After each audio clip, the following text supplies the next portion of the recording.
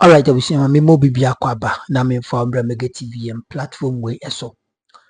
Honorable Eric Opoku, a Minister for Food and Agriculture. Urewe a Member of Parliament Edema Esunafo South constituency. Na urewe edi nsembi ababontin. Efa Ghana yekuya yom yemfudie ene hawa enima esiko. Meso se ubejimbre na wati because adia ema Ghana yenkwe nimba akupa eye how we are not focusing on our agricultural sector. Enka ebetimi ama Ghana sika papa because about 70% of Ghanaians farmers. And so eno ena mohia abo maimu because sebi obudi sebi nyado ena me no kasei plantain brode eko but maybe atwamu eba pa enti yehu how to preserve ye nuane for future use na yehu how enema besia working in the agricultural sector now. In fact, ebema niema akachi ewo Ghana. Enti uhwe oba Ghana ya sase sebi eburu sebi nyado. Ufie kura no udua bibi wo honoma eyeye. Odi aduanisi lorry kwan mu kura eyeye. But ekom wo Ghana, especially ekom wo Africa, especially Ghana. Edi enti ekom edie. Yonkotie Honorable Eric Opoku bra now. Owo ekosi se ndwumadie so e wa Asempa FM oni obi wati ase yenko ti sanse no emfambra emfa credit no ema Asempa 94.7 ota Honorable Akwaba na pom te sen bajo menu nyame adome ho ye na wonso ye adome ya afisi apanso afi committee afi yinhia yo ye be collection na na yinhia kakra oni yinhia kakra na jana campaign no every yinhia bio bada bia metie ode me dase utrim kwanso ye dase it was in your constituency na a difficult election and it was one that you were going to win. In fact na je difficult sa man this year onu za afu na me win kase pa oh sir. The contest election, I feel I'm winning Kasepa. And this is your fifth term? Fifth term? Yes. It should have been my sixth term by Milusu 1. Okay. It will also come by. Oh, okay. It will name me fifth term. And away now we have the widest margin. Yes. Which you be saying? 6,500 plus, almost 7,000 votes. Oh. And you see our constituency now a stronghold of the NDC. Both presidential and parliamentary. So first, the people was you presidential no me pimu cost 6,000. So also who say they say there. Oh, omo reach omo farming ko to baby. Are you saying say Touchwood or Chinana say uni hwa any other NDC person oba can win? Now the constituency is safe. Oba win a safe seat. Say adwuma ye no.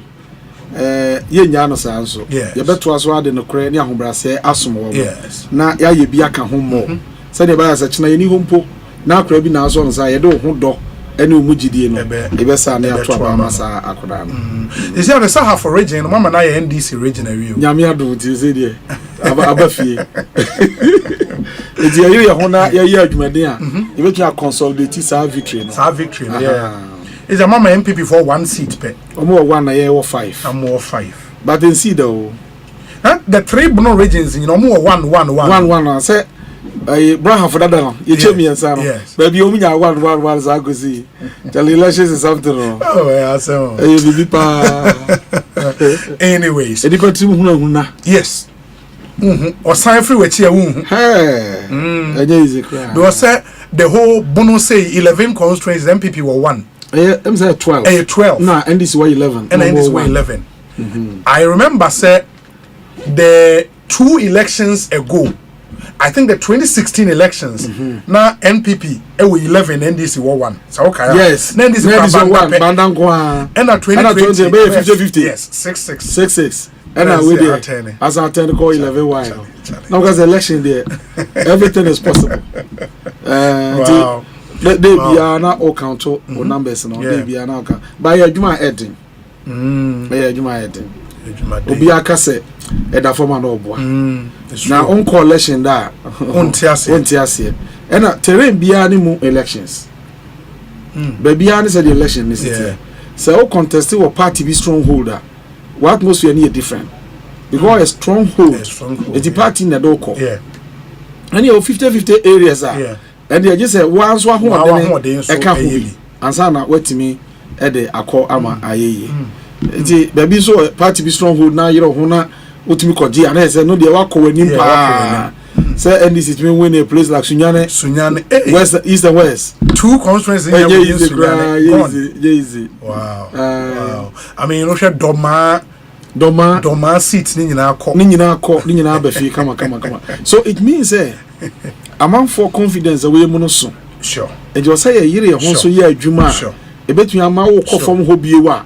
O mere. Easy amount. Because election is all about form ho. Yeah. We betun aye niam papa power so. But when you change mu yekura no kura tim asa aye dey lose election. It's true. Enti I mean it's politics there. The most important thing is the communication. Yeah. For you, it's the most important. It's the most important thing. It's communication. Say, oh, many people not to what's a massy. Not the way you be on to say, no one now. You have one already. But say, being so say, oh, yeah, Juman or man for ni behu. Ever form her. What I just behu. It may be a way be no. Positives and negatives. Negative, say, school down ground now because you saw say will be there. Yes. I remember because was not because he crowing in school because he school down mom.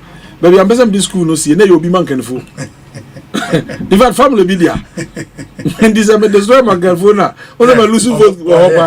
It was a pet, you know. The other day, no. Na me tuya kakramano. So baby, I'm kwama met me see school down. Me man kakramano because see school obi akuma head atone.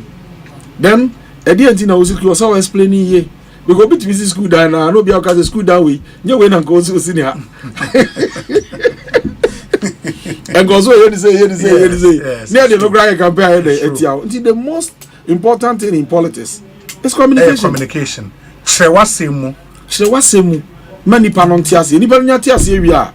Or the wasem na convincing no. But it seems that parties forming government. Then communication becomes very difficult. Yes. The entire basa say. Yeah, now all communicating you'll be a appointments. So now I hear preoccupied with office work now my communication no ekofo enti o se unyanya power na no omoko no now we say afoforo nso be ba ombetu abaye communication no and they very very important. And there should also be a strategy to say for somebody like you you are revered as one of the best communicators within the NDC. Nyamia Dwabe a Greek minister. Mostly in himself schedules tight. But there should be a strategy where Mumu Bisano Ebenya Kwaya Brand Ghana for everything. Yes, I was say Brebiano Yeba. Because I be crowd was here about more. I feel near policies. Policy near and DNT ye saying a dear near per se achieve. A dear near per se on my man ye de bois. Sabaya policy no, a bit me successful. Because be leadership no. Say what leadership as a partner. Why we a leader no? Over set agenda no. The media see many some person me yeni. Now if you craft the relevant strategies, way na me ya. Men sabe can't agenda no. Then the third leg me say rally the people behind it. Because on some man for na work ema agenda na ye dey adwuma. Wan kwa huntimi ye dey enye. So nya nipa no bedi akira ansa na benyo ma bedi akire no eye communication onyo mo di bedi akire wi a you are done wadwuma no wawie. It's true. So nipa nya gi wasem di a ye koku no kura obedi akire no aye dey akọ. It's true. I'm say so wahwe example bi a Jesus Christ provided ya one the disciples go for no friends so medi machi. Yes. Obo nam no mo ko na obi wa no a fisherman na wajai na adwuma no no obedi na chi obi adwuma bi o carpenter no wajai no abedi na chi afa omo na mo ada ko no mo say papa na ye kura jai adwuma abedi na chi yenso kura de na ebenya and was me papa hima mu ho no yenya kodu ha mo na mba ya akasefo was na e ba ya adwuma ko pem say ade ni na be yi eti ni wo achi kura no na omo ye adwuma no ene se ne yesu ho asema ko ba bia obi aye dey e ka bi no enti we hear nipa to understand the way no na omo sacrifice to make it happen at all costs anya sa wa feel it's true na won say leadership no e woni ma hodo mienu ye o managers no ono on ta anya changes o manage the obeto ye no and more or less no oh we dey say na beto no say ya na ye no aha sa na ye no and ye won leaders a omo de akokodro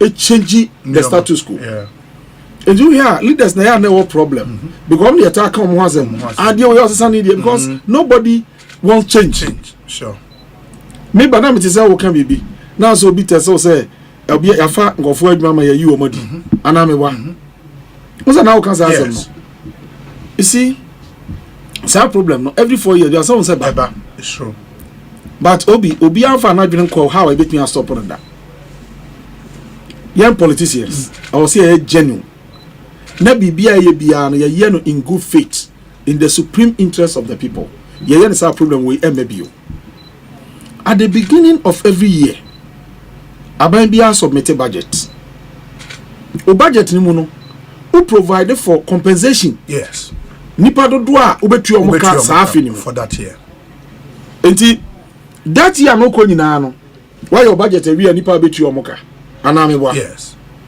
afa ko lose election wi a budget na tight wonwin for obi adwuma enti from January ni ba nyina wa aduan for obi adwuma no wo lose wi na no e ho ano ha se fa adwuma budget ben na betu omoka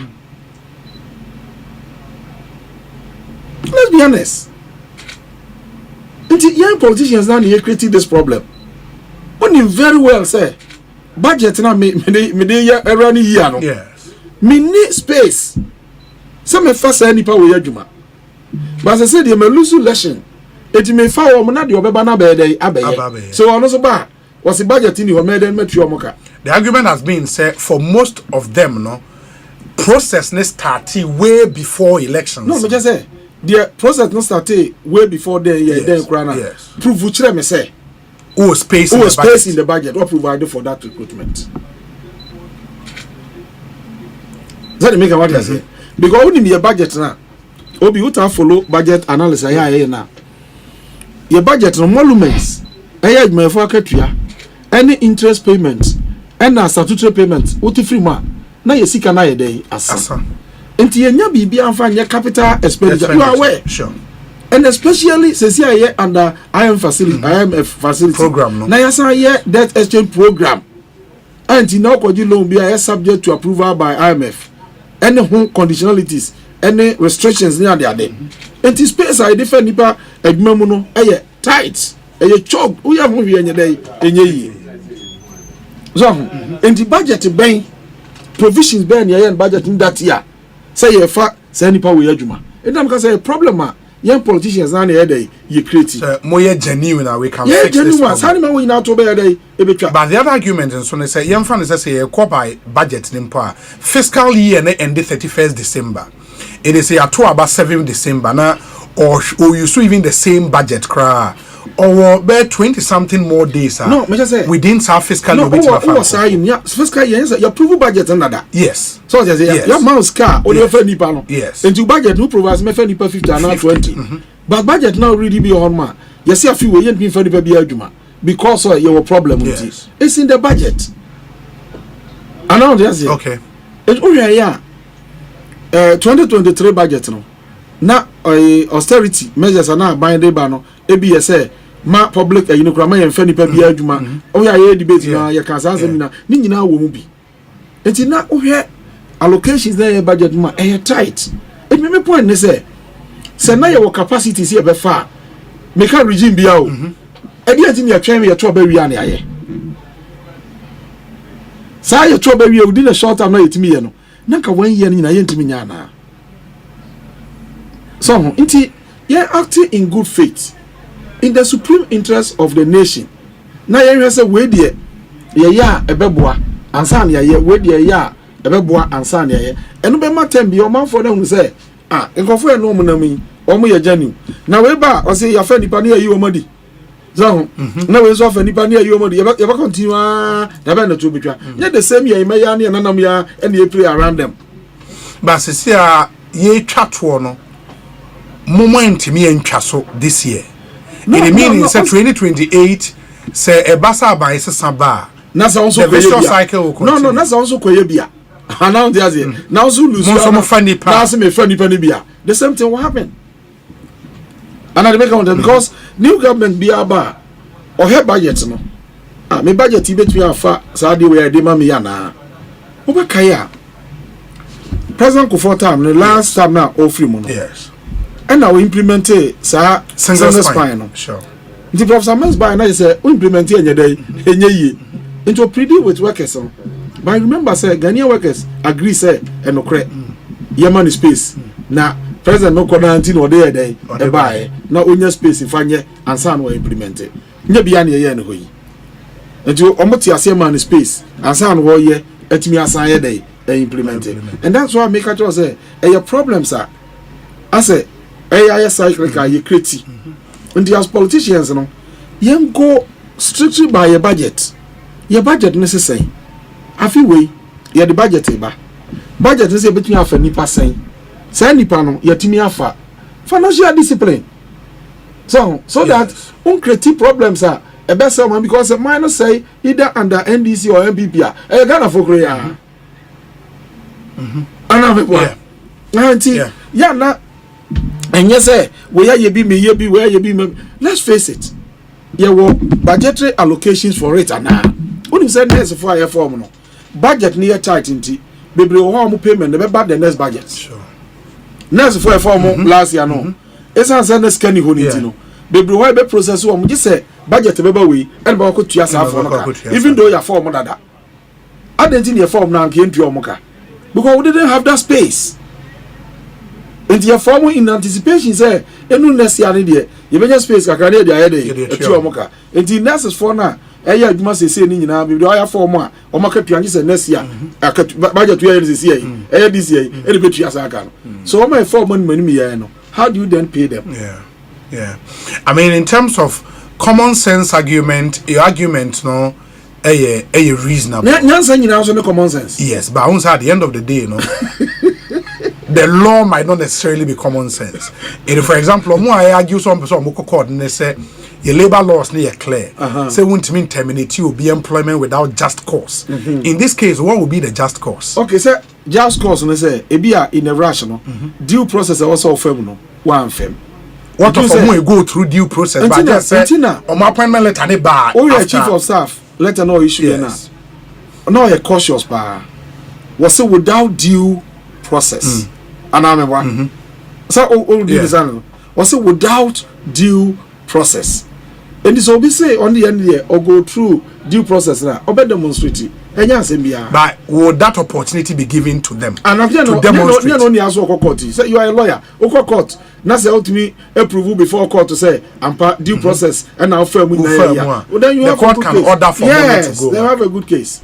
And don't forget say your history about this. Ubeka 1971-72. Ebra omo ye sa Apollo 568 no. Civil servants be home yi wo yes. About 568 of them. So they all court. Yes, it's true. I'm a court to rule say abandon for back because come fast you know. My band press conference no court. No. That precedence. No. We'll see. We'll see. I mean, they do however. We'll see how that one. That's why I make us say. On the nipa ya MPP no. E be na ekokoye NDC. Sure. In every election cycle no, unya be free haba, and unya be so free as dey eko. So these are the same people here play around them. Yeah. But I think say you serve with genuine intentions. So you don't want to jeopardize the future of our nation. Your person manager come on. All these things wouldn't happen. Very well. My main way in now confirmed results from Ashanti Region Council of State elections. No, in the two Electoral Commission in Penny for Kanye Ashanti Region. No, Nana in Kansa Buedu. Enya 36 and he's widely known as Onono Oye MPP ni Onya 36 ena Ora Yaw Bimpe ono ye a former regional chairman ma NDC Ashanti region no ono nya 49 inti Oraya Obimpe Ewini to become the Ashanti regional rep on the Council of State. And Abato rerun now, of course, on the result PMABA. And anyway, the final confirmed result after the elections. Nanan Kansa Bodunya 36, Ura Obimpe, Yaobimpe Inya 49. And those are the results of every Ashanti region. Abba. Honorable. What is the regional Mr. Ashanti region? Me chairman in the no. Oh, okay. Yaobimpe. Yes. Very nice man. Oh wow. In fact, and then you know constituency campaign, you know, me. Oh, that's interesting. But you'll be me campaign me be out time achieving then That's nice. That's nice. Congratulations. Yes, congratulations to him. Now you're tough power.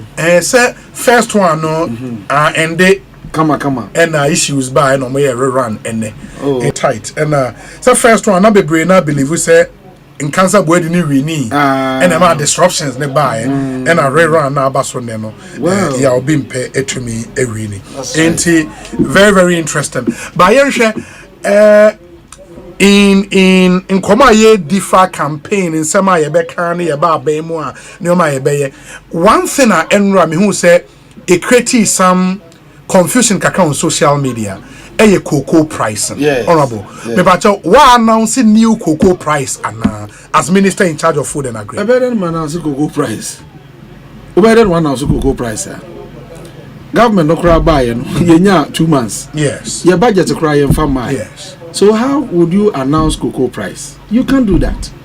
And the answer now be announce cocoa price. I was say cocoa no one sense me na mo consider ni na there. Yes. Now what happened? They say Friday no was a chocolate day.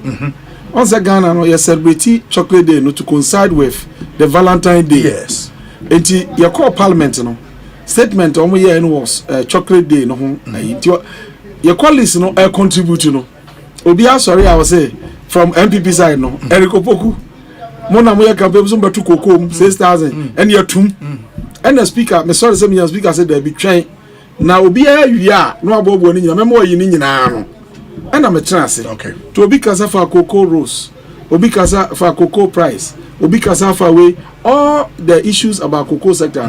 Or my opportunity say mini ya no. And a me yin in no. Timmy drew cocoa ne no sono. Price no so na me catch say. In 2016, NDC Makuya for no 66%. In 2016. 66% of what? Of FOB. FOB. Yes. And your world market price. And FOB your world market price no free on board price. Okay. That's the world market price. Okay. So what does it? Okay. World market price no say what the corner cost of transportation, you know, and come one. Yes. Buy am the bear, then it becomes the FOB and price. the bear FOB. Yes. Okay. And no, and yeah, this is the 6% Emma Equiafor. Okay. Now it is the 6% Emma Equiafor. The car ye no pono. Yes, I the bit of fertilizer. So they say, Ed Mercury, also some free fertilizer. Ed Mercury for no. And yet be here cocoa rose. Majority has said, and yet be here solar powered boreholes. And the doctor Puni in cocoa growing areas, no. Ed Mercury for no. And yet be so yeah, baby a cocoa growing areas a school ni hono. Yet be CC Hodema homo. And it's all put to the in cash payment, no, together with in kind payment now. We give the Ghanaian cocoa farmer close to 80% of the price. But in kind payment, and your cocoa farmer be in kind payment, no. Yes. And your cocoa free fertilizer. And in Raya Digusu. So be a fertilizer when you're drew. So, Obisa when you're a drug grain, we benefited from cocoa rose. Obia when you're cocoa rose, you benefited from school, na Siman Colano. Obia when you benefited from a beer and Sia, you 2 years. Into one way or the other, Obia benefit. So they say, and it's all maintained 66% grana a huge. What the far in kind payment no free. And to me catch what say NDC Nasa Bano. In the history of NDC, we have never done less than 60%. We have never done that to farmers. The records are there to show. Tembiano, we try to make no. In fact, Cocoa principle in Nasa, see a mercury for Yakese. And you always see now, I'm trying to make no 70%. Mama reference be in 2022-2023. Ebe Ronaldo editor me cocoa price or tepa area hono. 2020 when the speech or no.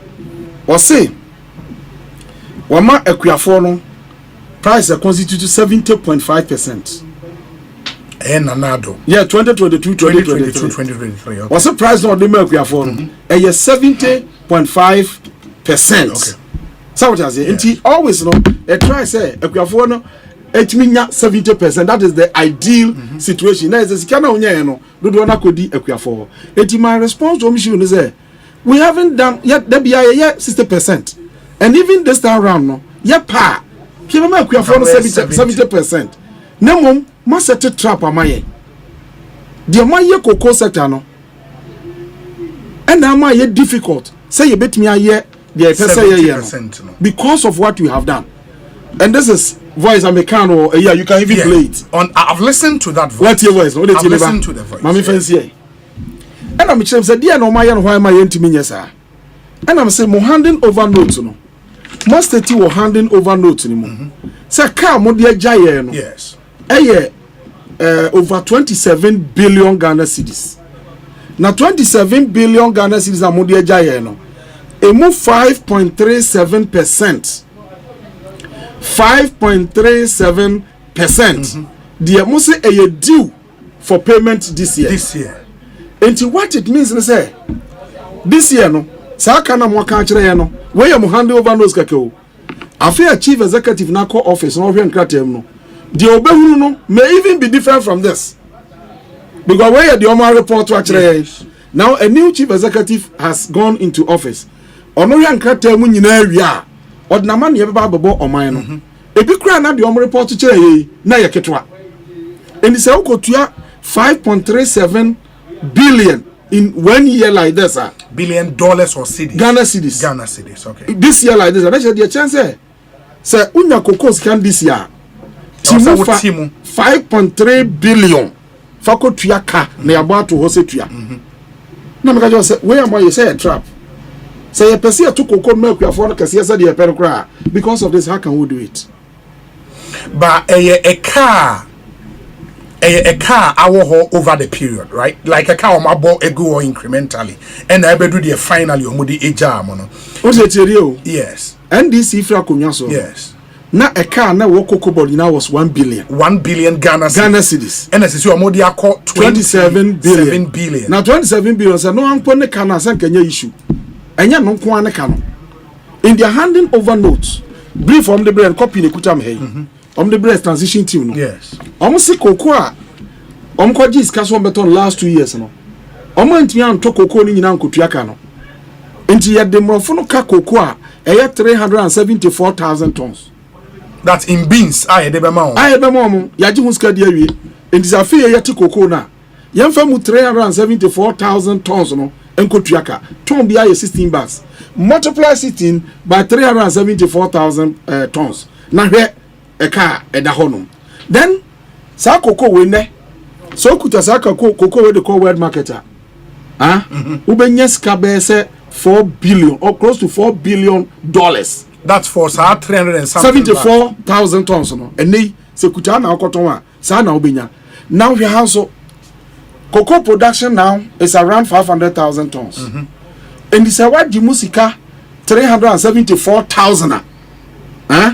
Ya ton dada aji huske dia fe na so tikoko edikotua now here satano ni nyina so wo say enti omo invite yen say yan to koko mu sesi ano. I wanted them to know say this is what you have created behind it, even though we have the determination or the desire to give the farmers this is the situation. There are constraints into me, yes, sir. But my worry would be, sir, because you knew, because now we are ranking on Agric and Cocoa Affairs Committee. Excellent.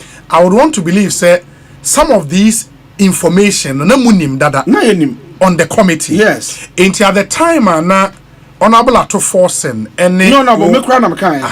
And I say, yama almost 6,000. No. You knew said these challenges were. No, unim ya kan say mom say near here that year no price. Okay. Say year bia no yama price no. Meboa. Yama price na ya catch up say so we price na the amount na from even President Kufone Abaya Benina, no be any one Kuafono less than 40% that, and now 50 less than 50% that. Tambia Kuafono, Omunya, the 1 year the Ukraine be on 55 near Casa Debbie. But your record the Tambia Kuafonia 60% plus. So the catch was sorry a formula now. Yedima Kuafono, 2016. Yes. I am Mercuanino 66% no. Someone to me and Yakura Momo 60%. Because I can't say more the can, Must Debbie.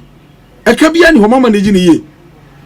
You only so I say, yeah, Cassa, more the cano. One say you need office 1 year can't hear there. Mamma Tiago Poku Chatro, and I'm a one. And so I give say, said one more cat, said the Akan credit. Okay, and yet, Uber took home. Minority, your mouth proposal say. So we share world market price, I was a see an idea. Mercury say. So they say, and also there be money. Now, a yammy the pass or there's on a tea pa. Ya Mercury follow bois, a year competitive within the region. Now your cocoa do your most smuggle call outside. But now was a cocoa board, what is called anti-cocoa smuggling task force. Obi we aware. Yes. And no more task force no. Task force no, she shall mom say. Cocoa be ambakwa kwachi biano. Say your tons are cocoa escape benyano. Ye betcha me and sana mo amokwachi cocoa no. Any informant or kaja yamamu mienu. Ose cocoa bag baako biano. Ye betcha me and sana. Na yama informant then no wa kwachi cocoa. Two. Na one no aba cocoa board. Aye. Is it a good deal? That was the arrangement. Is it a good deal? It cannot be. It cannot be. On say same thing na me pa nkomo no. The entire me pa nkomo say we obi a open okre. It is obi ba nche no ye argument bi a ya now follow the ye enokre no. When him say handing over note no we nyina wo mo. Okay. No say okay. Ni nyina wo mbi. On say board no ye meeting no approve say cocoa bia task force no ebe kire no ye be chemu mienu miensa near the mienu ama task force for no say cocoa board workers ni bia any approach for the soldier for any adom form task force no enti omo kire cocoa nko bags no 9,000 cocoa bags omo kire no 9,404 9,404 bags of cocoa. And now omo chire. Is that bags no? Say what ton one? Say what ton say bags na? Let's the cocoa bag we are 3,100 a 29 million Ghana cedis plus. A quarter 30 million. Yes. In Joma kwachire no. Ya mo 20 million Ghana cedis. Really? O say me pese me nya ho ma na o kana wo de Minister Mabaka said was here really Obaka said Eric Bois. And I'm 20 million Ghana cedis to the task force. Or say the board of directors. Okay, my okay. Ivy, very well. Point Ivy, no. In the under cocoa anti-smuggling operations. Yes. The board of directors at the 414th meeting on March 2nd, 2020 approved the payment of 2/3 of the value of the confiscated cocoa as incentive for informant and arresting officials. This package has achieved significant milestones in our fight against cocoa smuggling. But milestones in the then about 1/2 no. Yeah, 1/2 no. 2/3 of the value. Of the value say yeah. Okay. Okay. Very well. Or say management approved the formation of an anti-cocoa smuggling task force to fight the menace. The team is made up of members from the National Security Ministry, Ghana Police Service, Cocoa Board, with collaboration from the Customs Division of GRA, Immigration and National Intelligence Bureau. As at 18th December 2024, the anti-cocoa smuggling team had made 127 interceptions amounting to 9,409.60 bags of cocoa beans at 64 kg or 588.18 tons between September and December 2024, We have deployment in several parts of the country, including the northern sector. And out of this, no, 2/3 of the value of the confiscated cocoa, no, incentives to informants. And wow, that's crazy. Into one kasa, over any company say ya uguna now and then. So cocoa no, the smoking the qua, you be yane. Send your children in your because almost a quachino, sell logistics on the Bemo. And the Aboka no Mundiaco. No, Cochico gas only will be number one is only informant, moon for 2 tests, number for 1/3 per Emirate company. These are some of the things. Ama cocoa board. But we should because say, yenya 1/3 as against any pan smuggle the crank yenya. It may be 1/3 nay. Now I tell the car on the call as the cost of the operation. Every Kalokre. It is a see how much cocoa 20 million Ghana cedis. 20 million.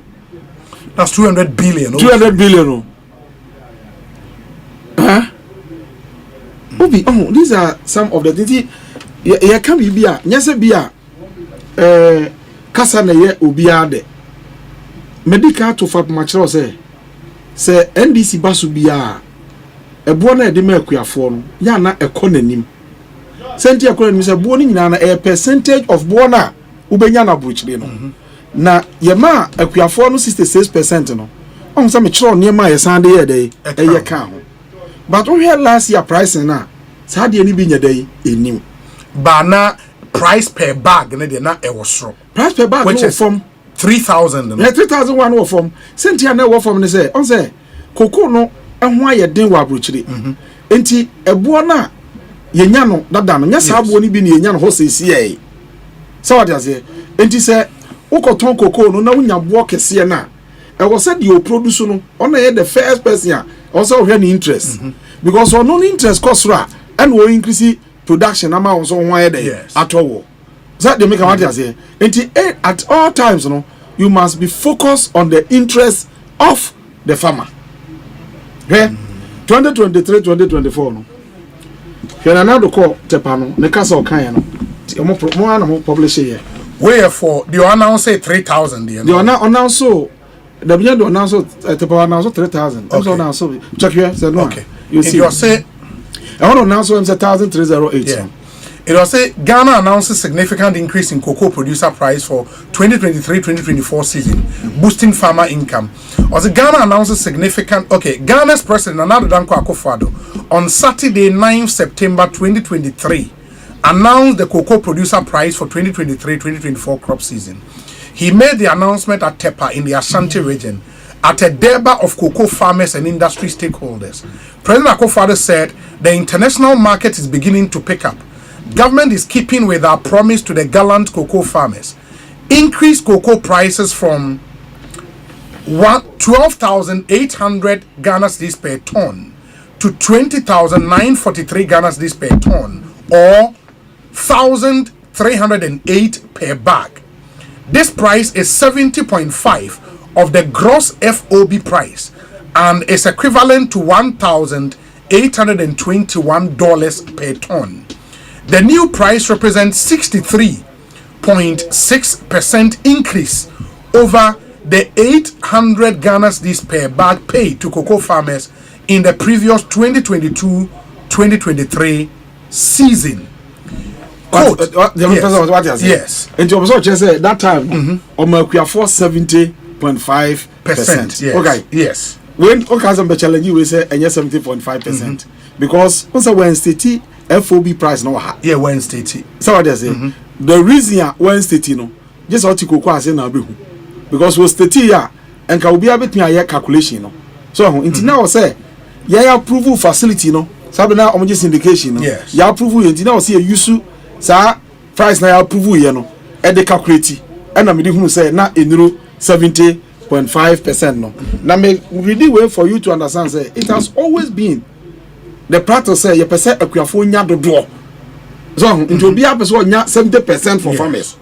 And my argument is this say nay so obi say me any day me feel say I was say akuafo nya sa because omu deserve 70%. yes but the problem the 3,000 e dey no mo year last year no na how percentage na yes and na o de calculation na 30.3%. 3,000 Ghana cedis. Yes, so because it and nothing mo can say it costs 60 plus now. Then a crafo benya be 6,000 now 7,000. And no crown no na ye pese dey 66% na ye dey twa no. Dey dey twa prices na calculate. Ye twa ne ho say what the 66% na na kwa anim na kwa be 7,000 plus. Na say no. Ye fan say ye nya no 6,000 kra. 50 something percent, and that should be okay for them. Because at that time no na price no a picky a world market price. Yes, but no na cocoa board for be kind. And I remember say this common this message came or say cocoa board does not price against world market price. They use achieved FOB price. And run your friend world market no, because oko world market no price oko nya no. Yes, and the free use as where price onya from world market. But I say the world market might be different from FOB. No, tell what market? Yes, price a wunya no. It's your world market price. The wunya no. It's your world market price. But that's the market price a where they wunya. So what you say? It is how we try to say. Oh, and then the world market price no cost. The medium nya no. And then you pay nya no. You can't you wunya no. And then you world market price no. Because price a cocoa no. E di amount for no. But I think now a more argument they say at the time. More ka say the omunya ye ni no. Na momo de the world market price at the time na ye mo ka. No. Was for more FOB. I want one thing ye. Almost say sabre ye forward sales. Yes. So what does it? If you want to cocoa no ahead. If you want to cocoa na ahead nti. Almost sign contract ye cocoa no ye 2,600. Sure. And actually one na ye dey akosoro. And the argument was say, mo my document say contract na mo sign ye no. Mo committee only 38.2% of your total volume. Yes. So how do you use just 38.2% no to determine the price for Omina? Ovi. What you say there? So 50% to cry and I did Germany I understandable. But just 38.2%. Enti forward sale. Yeah, now we are in the sports. We are in the sports. You konya a work as and then now they kitwa when they determine ama when na. And when they came before us in Parliament, they agreed. So we in Sema Yura Honorable Eric Opoku. Our the Minister for Food and Agriculture. Agriculture. In fact, we ran wire there and uti in Sema or can utimu se eja obetimi aye eduma obetimi aye eduma but empempi no de ma omufeli eye hawa ewo so omuni koko akuafo no edi nsa woso omuni koko akuafo no anasa omuni farmers no either cocoa or any kind of cash crop cocoa cashew tim mo kan say plantain rice again the omudue bia magana isika no ema aduane di no I was say omo get in touch and so omo get some kind of negotiation until that bia akuafo bedi hia okwa China for dua cocoa yemisa so omo be fa firi hifa omo be fa firi Ghana ha China for dua cocoa yes ene adia na African countries ye edigi edin no ene China for eye etra sokra. So you can attest to the fact say how the western part a developing and yes sir and we the Africans ye develop it. So Ghana you queer yuma dibia one method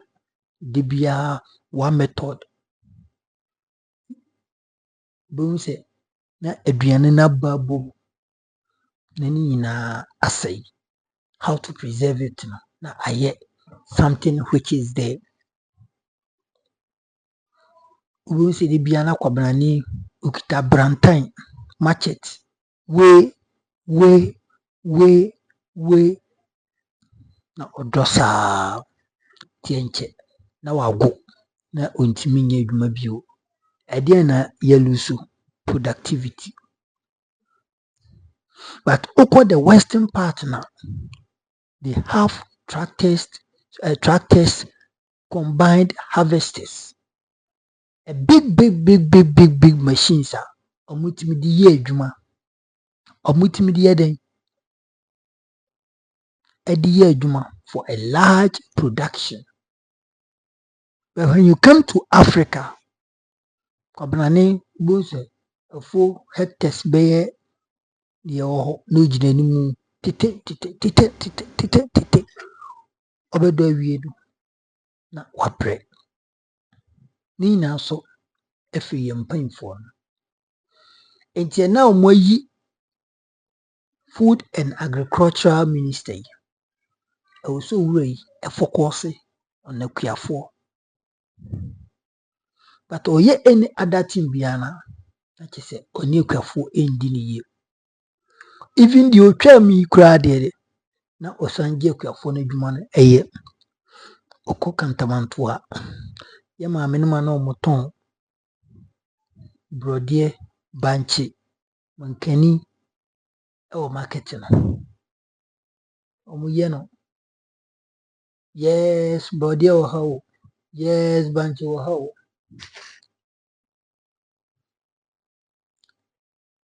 and the previous government free year kuto enso ene ne nkrofo asise aduani bi e food and agricultural ministry ho eno munso the same thing eti abase na nipa na wado ne duan wakoto afi ne ho esan ebe ton. Does it make sense? And Honorable Eric Opoku, Papa enye kasa tintin nye adwuma no mo magana fo numo anase mo magana fo enu omo ho se omo to aba edima NDC badi kan kan for years ne de enche na aba emu nsem ne dos for years ne nche wo na aba eti emu nsem no ena edos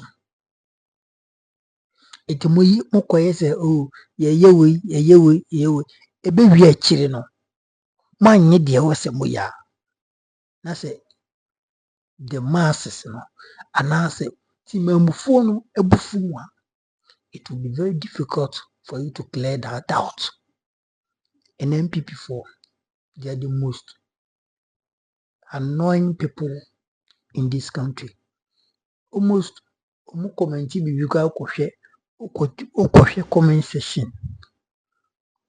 Almost and some na NPP4 how they have collapsed this economy, how they collapsed it, and yet they get the nerves to talk about Ghana economy after being handed over to a newly government having spent not more than 2 months. Na obedient change na okay can see no ya to abama you say meanwhile you be a wadi so for 8 years you hwe okrum ha other than to collapse people's business. Enti Honorable Eric Opoku Papa enye kasa bibribi munye adwuma no enu ntia Ghana for to abade mama o Ghana for ehu se omo to aba enya mfaso de yakoba se Ghana for Asantisi Street say oh abato yi ato anu ye ho a nhwe hu se opposition na na moye den mokoro yakopon shahanum ayi number 1 authentic platform negative make sure say subscribe to the channel na like dwuma de na share na fofo anyi biahwe fa comment to ebe bo papa dwumadie Asempa FM omo na mobuaya yensu yetim enya bi kosi se dwumadie so me ma me ke bafo United States of America, mammy, and coupon shroud.